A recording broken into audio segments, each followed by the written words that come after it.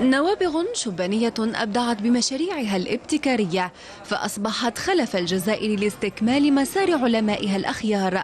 فبهذه الاختراعات النموذجية تسعى كفاءات الوطن إلى التحكم في آخر التقنيات والآليات العصرية لتعزيز التطور العلمي بالجزائر. جئت بالابتكار المدينة الذكية.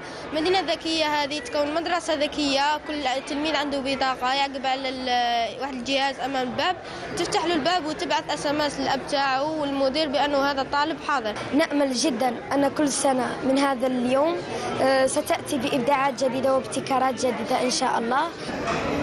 يوم العلم ذاكرة تاريخية ومحطة للعبرة، حافز للوعي ودافع للبحث والاكتشاف، وفرصة للاحتفاء بالإنجازات الرائدة للمنظومة التربوية. قارب مجموع التلاميذ المتدرسين في بلادنا 11 مليون تلميذ، كما تراجعت نسبة الأمية في الجزائر لتصل إلى حدود 7.40% من الساكنة، ولا نستبعد إمكانية القضاء على الآفة في أجالها المحددة وفق برنامج الأمم المتحدة للتنمية المستدامة آفاق 2030.